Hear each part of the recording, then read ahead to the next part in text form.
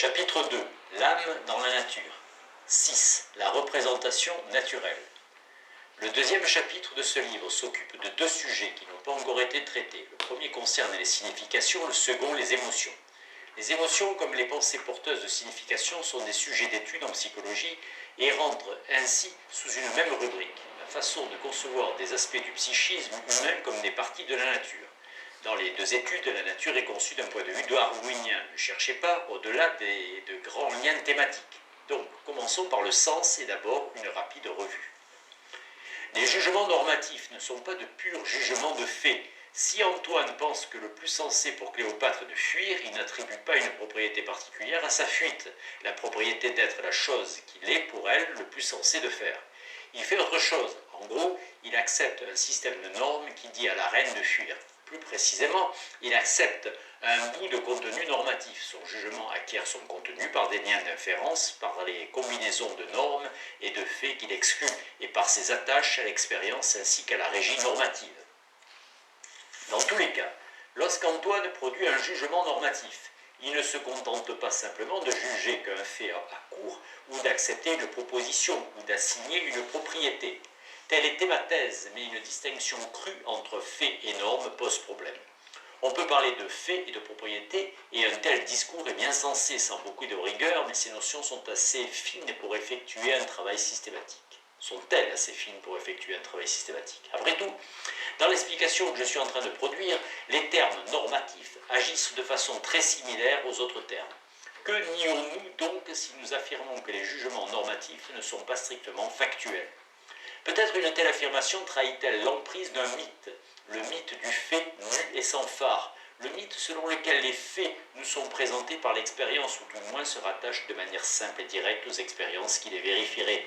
Pourtant, l'expérience n'est jamais en réalité indépendante des choses que nous acceptons déjà, et il n'y a pas de lien spécifiable de l'opinion avec l'expérience qui, à lui seul et toujours, rende factuelles nos opinions. À lui seul et toujours, rendent factuelles nos opinions. Les opinions et les normes colorent l'expérience. L'expérience fait pression sur nos opinions, et nos normes, sans leur faire violence, si bien que pour finir, rien, dans leur lien avec l'expérience, ne distingue de façon tranchée les normes des opinions. Des vastes mouvements dans les théories récentes de la signification et de la connaissance reprennent ces thèmes. Les positivistes logiques ont essayé d'isoler une classe d'énoncés authentiquement empiriques, liés aux faits de l'expérience d'une manière particulière.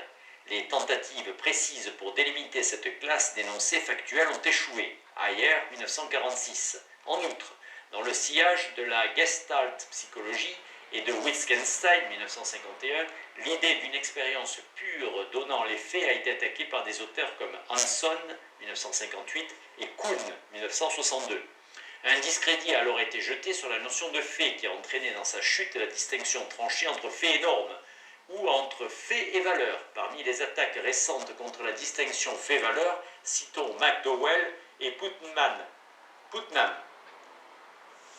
Ou peut-être s'agit-il du mythe d'un esprit embrassant le monde extérieur par une sorte de pouvoir magique. Il y a des faits dans le monde et l'esprit tente à sortir de lui-même pour les saisir ou pour se mettre en tête les possibilités. Il est alors censé de demander quel type de fait il y a là-bas dans le monde, attendant d'être saisi même s'il est difficile de trouver une réponse à cette question. Telle est la teneur du mythe, mais en tant que philosophe, nous ne devrions pas nous laisser charmer par ce bavardage, où il est question d'esprit et de leur contenu. Ce bavardage joue un rôle central dans notre vie, mais il n'existe pas d'organe doté des pouvoirs magiques que, semble-t-il, nous attribuons aux esprits. Il y a seulement la nature et la vie humaine dans le cadre de la nature. Si nous devons prendre au sérieux les faits, ainsi que les esprits qui saisissent les faits, il faudra laver tout ce bavardage de ses parties douteuses. Nous ne saurions nous satisfaire de l'idée de magie, et l'image simple de faits avec des esprits qui les saisissent est magique. Les thèses simplistes sur ce qui est factuel et sur ce qui ne l'est pas ont cette image magique pour arrière-plan. Peut-être serait-il raisonnable d'ignorer ces difficultés pour l'instant, si nous jugeons que l'analyse normativo-expressiviste est suffisante. Nous pourrions juger qu'elle rend fidèlement un modèle présent dans notre pensée et notre langage, que nous puissions déjà ou non l'intégrer dans une philosophie plus large de la pensée et du langage. Dans ce chapitre, cependant, je m'attaque aux questions plus larges. Je ne cherche pas querelle à l'explication pragmatique au sens large de ce que nous devons faire pour démarrer notre réflexion la plus englobante. Nous sommes sur le bateau de Neurath pour les questions normatives et pour tout le reste. Nous sommes comme des marins qui doivent reconstruire leur bateau en pleine mer sans pouvoir le démonter en cale sèche et le reconstruire à partir de meilleurs matériaux. Neurath 1902. Keane 1960 met cette phrase en exergue. J'affirme néanmoins que dans notre réflexion sur notre propre nature et notre place dans le monde, parler de la représentation doit servir. Nous pouvons demander ce que nos jugements représentent au monde, si tant est qu'ils représentent quelque chose. Dans un certain sens, certaines pensées sont correctes seulement si elles représentent des caractéristiques du monde, alors que des pensées normatives n'ont pas à représenter des caractéristiques du monde. La représentation. Y a-t-il des faits normatifs ? Certains jugements sont-ils normatifs et d'autres non? Et s'il en est ainsi, est-ce parce que certains sont des jugements de faits normatifs et d'autres de faits d'un autre type? Telle est la position d'un objectiviste normatif. Un non-cognitiviste est d'accord pour dire que certains jugements sont distinctement normatifs. Mais ce n'est pas, dit-il, parce que ce sont des jugements de faits normatifs. Ce ne sont pas des jugements de faits du tout, et il n'y a pas de fait qui soit normatif en particulier. L'explication évolutionniste spéculative que j'ai esquissée peut nous aider à voir clair dans ce débat. Si mon explication est sur la bonne voie, alors nos capacités normatives peuvent s'expliquer sans supposer qu'il y ait une espèce particulière de fait normatif auquel de façon typique elles réagissent. Cette façon d'opposer les jugements normatifs aux autres types de jugements a été proposée plus ou moins par Harman 1977, Blackburn 1981, Gibbard 1982, Blackburn 1984 et Williams 1985. Cela contraste avec le résultat de diverses autres explications de nos capacités normatives. Les intuitionnistes éthiques comme Sidgwick et Moore semblent concevoir le jugement normatif comme un pouvoir d'appréhender des faits d'un type particulier, à la façon dont nos sens impliquent le pouvoir d'appréhender la disposition des objets alentour. Sidgwick 1907, Moore 1903, une attaque capitale de cette conception est celle de Strawson 1949. Il se pourrait que nous ayons eu les capacités normatives que nous avons parce qu'elles réagissent à des faits d'un type particulier, normatif, tout comme nous avons des organes des sens et des capacités sensorielles pour effectuer nos jugements de perception, parce qu'ils réagissent à certains types de faits portant sur notre environnement. Au lieu de cela, j'ai fait l'hypothèse que nous avons ces capacités parce qu'elles coordonnent nos actions et de différentes manières qui nous sont mutuellement profitables. D'autres philosophes pensent que les faits normatifs sont des faits naturels ouverts à l'investigation empirique, mais des faits naturels d'un type particulier. Sturgeon, 1985, suggère quelque chose d'approchant pour les propriétés morales et Railton, 1986, développe une explication du bien en tant que propriété naturelle. Dans ma spéculation évolutionniste, il y avait abondance de faits censés être naturels, mais aucun mis en avant comme particulièrement normatif. Les normes s'attachaient à tous les faits que sélectionnait la dynamique de formation du consensus, et cela pouvait varier selon les groupes. Nous pouvons prendre cette spéculation comme hypothèse et voir où elle nous mène. De cette façon, nous pourrons peut-être illustrer comment la biologie serait en mesure de décider s'il y a des faits normatifs. Si l'hypothèse demeure valide, nous n'avons pas besoin de faits normatifs pour expliquer que nous produisions les jugements normatifs que nous faisons. Que nous les produisions sera expliqué par les profits de la coordination. Supposer qu'il y a des faits normatifs est purement gratuit. Mais nous sommes allés trop vite. Tout d'abord, les jugements de faits peuvent même coordonner. Prenez deux personnes qui parviennent à déménager un piano d'une pièce dans une autre. Ils y réussissent en partie parce que leur représentation interne correspond au fait de leur situation.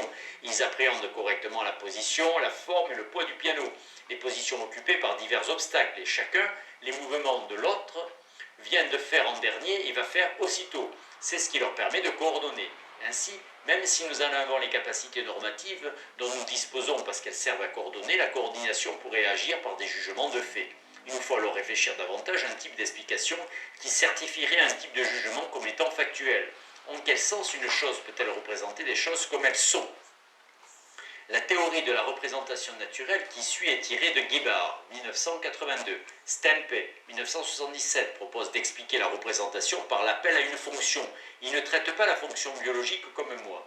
Voir aussi Hens, 1982, Millikan, 1984, et Dretske, 1986, qui offrent des explications très proches de celle qui est présentée ici. Prenons un cas simplifié. Des signes dans le cahier d'appel d'un professeur représentent l'assiduité des élèves en classe. C'est le professeur qui en décide. Il met délibérément le fait qu'un endroit précis sur le cahier d'appel est marqué en correspondance avec le fait qu'un élève précis est présent.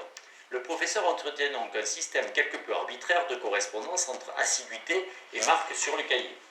Avec l'informatisation, le système pourrait être entretenu automatiquement. Ce serait alors une fonction de l'ordinateur d'entretenir ce système de correspondance. L'ordinateur est un produit artificiel et nous pouvons ainsi qualifier les marques qu'il fait de représentation artificielle de l'assiduité des élèves. Or, le sens dans lequel l'ordinateur constitue un système de représentation artificielle semble être le suivant. C'est une fonction de l'ordinateur d'arranger d'un trait du monde caractéristique. Le fait que certains points du cahier d'appel sont marqués ou non correspondent de façon quelque peu arbitraire à un autre trait caractéristique du monde. Quels élèves sont présents quel jour? Nous pouvons nommer le trait arrangé représentation et le trait auquel la représentation est censée correspondre à la matière traitée. Pouvons-nous considérer les opinions, les images perceptuelles, etc., comme des traits du cerveau qui représentent de la même manière des traits du monde sans leur ressembler? Dans quel sens l'arrangement qui fait correspondre le trait représentant une matière traitée est-il une fonction d'un système de représentation? Avec la représentation artificielle, la fonction résulte de l'intention de celui qui l'a conçue. Un système est conçu pour arranger que la représentation corresponde à la matière traitée. Nous pouvons appeler ce type de fonction simple et directe fonction artificielle ou fonction par dessin. La réussite de Darwin, je n'arrête pas de le dire, a été d'expliquer comment la nature pouvait imiter un dessin quand en fait il n'y en avait pas de dessin intentionnel. Servons-nous donc de la théorie de Darwin et parlons de fonction naturelle, qui est l'analogue darwinien de la fonction artificielle. La fonction naturelle, dans la théorie de Darwin, doit s'expliquer en termes de sélection naturelle. C'est la fonction naturelle d'un système de faire f dans un organisme, disons si et seulement si le système possède certains des traits qu'il a dans cet organisme à cause d'une sélection naturelle en vue de faire f. Autrement dit, parce qu'une propension génétique à ce que le système possède ces traits à faire l'objet d'une sélection chez les ancêtres de cet organisme, du fait que les systèmes possédant ces traits faisant F. Cette explication doit beaucoup à Wright, 1973. Nous pouvons maintenant caractériser la représentation naturelle par analogie avec la représentation artificielle. Un système de représentation naturelle pour un trait S du monde est un système dont l'une des fonctions naturelles est d'arranger d'un trait R du monde correspond à S, là encore par une structure de correspondance qui est quelque peu arbitraire. R peut alors être appelé une représentation naturelle de la matière traitée S. La représentation naturelle est plus qu'une correspondance. La correspondance est ici une notion faible. A correspond à B si A tend à varier systématiquement en réaction à B. La représentation est une correspondance par dessin ou par ce qui se remplace chez Darwin, le dessin. Les opinions ordinaires, prosaïques sur ce qui nous entoure sont des cas essentiels de représentation naturelle. Il est clair que nous avons bien un système qui arrange les traits de nos opinions descriptives pour les faire correspondre à des traits du monde. Ce système inclut nos capacités d'observation et beaucoup de nos capacités cognitives. La correspondance est quelque peu arbitraire, cette affirmation est vague, mais elle s'avérera exacte quelle que soit la manière raisonnable dont on la précise. Ce que doit être l'explication évolutionnaire de cette capacité semble bien clair. Il faut que la propension génétique à avoir cette capacité ait fait l'objet d'une sélection parmi nos ancêtres, parce qu'elle a arrangé les traits de leur opinion descriptive en sorte qu'elles correspondent à des traits du monde, et cette propension a contribué à la survie de nos ancêtres selon des processus évidents. Si tout ceci marche ainsi, le système qui arrange ces opinions est un système de représentation naturelle, selon la définition que j'en ai donnée. Et ainsi, nos opinions prosaïques sur ce qui nous entoure sont des représentations naturelles de notre environnement. Les représentations naturelles ne sont pas toutes des opinions. Prenez les rythmes circadiens. Ils dépendent vraisemblablement d'une ou de plusieurs horloges biologiques. Ces mécanismes qui représentent naturellement l'heure qu'il est. Pensez aussi au système homéostatique. Il est possible qu'ils impliquent des représentations naturelles des états qu'ils régulent. Par exemple, le système qui régule, chez un mammifère, la température du corps pourrait bien impliquer une représentation naturelle de la température de son corps. La théorie de la représentation naturelle n'est donc pas censée rendre fidèlement quelque chose de spécifique à l'opinion ou au jugement. Nous choisissons des jugements d'autre façon, selon le rôle qu'ils jouent dans l'explication des actions, selon qu'ils peuvent parvenir à être exprimés dans le langage et selon qu'ils sont susceptibles d'une régie normative. Notre question n'est pas quelles sont les choses de ce genre qui sont des jugements, mais quels jugements représentent naturellement et lesquels ne le font pas. Deux questions. Supposons que l'explication évolutionniste spéculative que j'ai ébauchée soit correcte, au moins en gros. Alors, nos jugements normatifs représentent-ils naturellement un type particulier, normatif, de matière traitée? Nous pourrions essayer l'argumentation suivante. La fonction biologique des mécanismes sous-jacents à nos capacités normatives est la coordination. D'où vient que les mécanismes psychiques qui produisent des jugements normatifs ne sont pas des systèmes de représentation naturelle, ce sont des systèmes de coordination. Leur fonction biologique n'est pas de mettre quelque chose dans notre tête en correspondance avec leur matière traitée, c'est de coordonner ce qui est dans la tête d'une personne avec ce qui est dans celle d'une autre. C'est pourquoi les jugements ne sont pas des représentations naturelles, mais quelque chose d'autre. Nous pourrions les appeler des conations naturelles, natural conations, car leur fonction biologique est de régir nos actions, nos opinions et nos émotions. Là encore, cependant, les jugements de fait peuvent coordonner. Il nous faut toujours demander si, lorsque les jugements normatifs coordonnent, ils le font en vertu de ce qu'ils seraient des représentations naturelles d'un type particulier de matière traitée. J'ai expliqué la fonction biologique des jugements normatifs sans mentionner la correspondance. Toutefois, peut-être quand nous attribuons des fonctions biologiques, y a-t-il plus d'une manière de formuler le même ensemble de faits? Peut-être pouvons-nous trouver encore quelques traits du monde pour lesquels nos capacités normatives sont arrangées de manière à lui faire correspondre nos jugements normatifs. De fait, pour des systèmes simples, nous pouvons bien imaginer des états qui se comportent à la fois comme des représentations naturelles et comme des conations naturelles. Pensons à une mouche domestique au repos. Elle s'envole au moindre mouvement brusque fait à proximité. Cela pourrait bien être dû à l'état unique qui réagit à la fois à un mouvement brusque et provoque un envol immédiat. On pourrait le décrire comme une conation naturelle à s'envoler, un mécanisme qui a la fonction biologique de produire le vol quand l'état est activé. Mais c'est aussi la représentation naturelle d'un mouvement brusque à proximité. Le mécanisme qui le produit a la fonction biologique de faire correspondre l'activation de cet état avec le mouvement brusque à proximité. Qu'en est-il alors des jugements normatifs humains? Peut-on les décrire comme représentant naturellement une matière traitée? Il faut explorer deux types généraux de possibilités. En gros, le type objectif et le type subjectif. Pensez à un observateur qui produit des jugements normatifs et à un sujet que ces jugements concernent.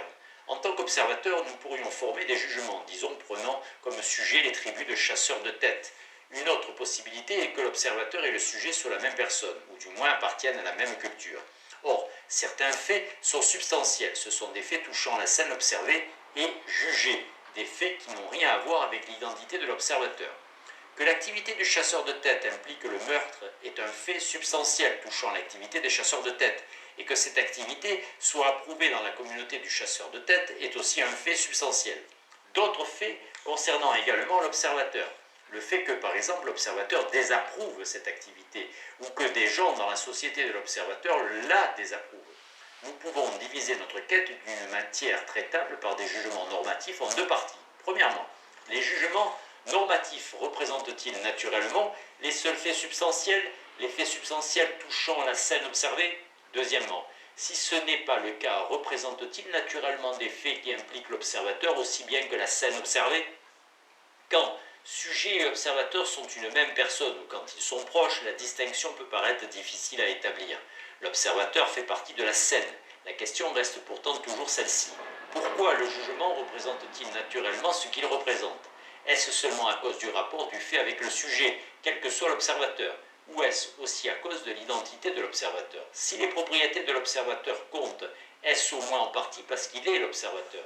Supposez que je juge quelque chose que j'ai fait et que le jugement représente naturellement, disons, le fait que j'éprouve de la répugnance devant mon acte.